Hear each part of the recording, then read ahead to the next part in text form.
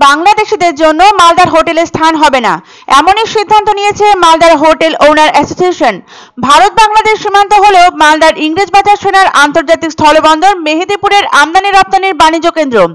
এই পথ দিয়ে বৈধ কাগজ নিয়ে ভারতে প্রবেশ করেন বাংলাদেশি নাগরিক। চিকিৎসা বা বিভিন্ন কাজের সূত্রে ভারতে আসেন বাংলাদেশি নাগরিকরা। ফলে বাংলার মালদা জেলাতে ইংরেজবাজার শহরে হোটেল ভাড়া নিতে হয় তাদের। প্রতিদিনই গড়ে 400 থেকে 500 জন বাংলাদেশি নাগরিক বৈধ কাগজ নিয়ে মেহেদিপুর সীমান্ত পথ দিয়ে আসেন। থাকতে হয় ইংরেজবাজার শহরের হোটেলে। কিন্তু বাংলাদেশের পরিস্থিতির জন্য জেলার হোটেল ওনার অ্যাসোসিয়েশনের সম্পাদক কৃষ্ণেন্দু চৌধুরী জানান, ব্যবসার দিক থেকে যদি ভাবা হয় তাহলে নিঃসন্দেহে তাদের লোকসান হবে, কিন্তু বাংলাদেশে যে অস্থিরতা চলছে তাতে তারা বিশেষ উদ্বিগ্ন। বৈধ কাগজ নিয়ে যে শরণার্থী বা বাংলাদেশিরা ভারতে আসছেন তা কি করে নিশ্চিত করা সম্ভব? বাংলাদেশি নাগরিকদের ঘর ভাড়া দেওয়ার পর আইনি সমস্যা এড়াতে এমন সিদ্ধান্ত নেওয়া হয়েছে। হোটেল ওনার অ্যাসোসিয়েশনের আরেক সদস্য ইমতিয়াজ রহমানের একই বক্তব্য। মালদা মার্চেন্ট চেম্বার অব কমার্সের সম্পাদক উত্তম বসাক হোটেল মালিকদের সিদ্ধান্তকে সমর্থন করে বলেন, বাংলাদেশে এখন অশান্তির পরিবেশ। দুষ্কৃতীরা বৈধ কাগজ ছাড়া চোরা পথে অনুপ্রবেশ করতে পারে। পরবর্তীতে হোটেল মালিকরা আইনি সমস্যার মধ্যে পড়তে পারেন, তারই দরুন এই সিদ্ধান্ত। উল্লেখ্য, গত কয়েক মাস ধরে অস্থির অবস্থা তৈরি হয়েছে বাংলাদেশে। অভিযোগ উঠেছে সে দেশে বসবাসকারী সংখ্যালঘুদের ওপর চরম দুর্ব্যবহারের। গ্রেপ্তার করা হয়েছে ইসকনের সন্ন্যাসী চিন্ময় কৃষ্ণকে। অভিযোগ, পুলিশকে সঙ্গে নিয়ে সংখ্যালঘুদের চরম হেনস্থা করছে সে দেশের মৌলবাদীরা।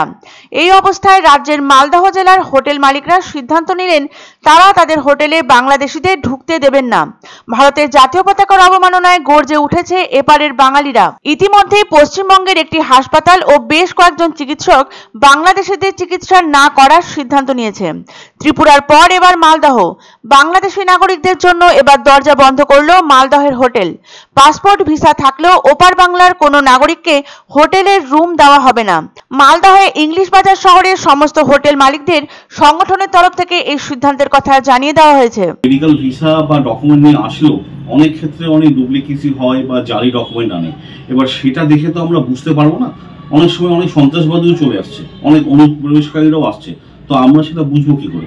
তো আমরা যেন কোনো ঝামেলার মধ্যে না পড়ি, যে আগামী দিনে আমরা বাংলাদেশি থেকে যে সমস্ত লোকেরা আসছে তাদেরকে রুম দেওয়া থেকে বিরত থাকবো। হোটেল ব্যবসায় লস হলেও আমরা চাইবো যে আমরা হোটেল ব্যবসায়ীরা যাতে আমরা কোনো রকমভাবে বিপদের মধ্যে না পড়ি, এবং প্রশাসন যেন আমাদের কাছে কোনো রকমভাবে চাপিয়ে না দিতে পারে যে এই লোকটা এসছে, এই লোকটা কিভাবে আসলো।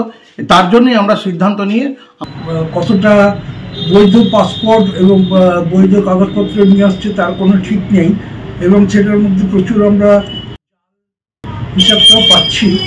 সেই হিসাব পরিপ্রেক্ষিতে আমরা এখন চিন্তা করছি যে বর্তমানে আমরা বাংলাদেশের কোনো লোককে এই মুহূর্তে আমরা অ্যালাউ করছি না। এক অন্য অনুভূতির স্পর্শ পাওয়া যায় রয়কো ব্র্যান্ডের গেঞ্জি ও জাঙ্গিয়ায়। তাই ছোট বড় সবার পছন্দ রয়কো গেঞ্জি ও জাঙ্গিয়া। প্রস্তুতকারক জয়মনি হোশিয়ারি, কলকাতা। আনন্দ সংবাদ, আনন্দ সংবাদ। 30 বছরের নির্ভরযোগ্য প্রতিষ্ঠান ইন্দ্রমণি রাইস মিল। আমাদের কয়েকটি জনপ্রিয় ব্র্যান্ড হলো তাজ, বরলি, খুশি ইত্যাদি। আমাদের factory outlet CG trading company, Dinbazar, axis ব্যাংকের পাশে, জলপাইগুড়ি। এখানে সুলভ মূল্যে গুণগত মানের সব ধরনের চাল পাওয়া যায়। Phone number 9547029475। পছন্দসই সেরা খাবার খেতে হলে সোজা চলে আসুন রুচিসম্মত আধুনিক মানের রেস্টুরেন্ট রাজদরবারে। কেননা এখানেই আপনারা পাবেন ভোজনের রাজকীয় অনুভূতি। শুধু পুজোর সময়ই নয়, সারা বছরই রকমারি খাবার সরবরাহ করাই এই রেস্টুরেন্টের আভিজাত্য। আমাদের ঠিকানা রাজদরবার, রাহুতবাড়ি, বাবুপাড়া, জলপাইগুড়ি। ধামাকা ধামাকা ধামাকা! সানরাইজ মার্বেলের নতুন শোরুম শীঘ্রই আসতে চলেছে জলপাইগুড়ি গৌরীয় মঠের পাশে নতুন করলা সেতুর কাছে। এখানে পাবেন আধুনিক টাইলসের রকমারি সম্ভার।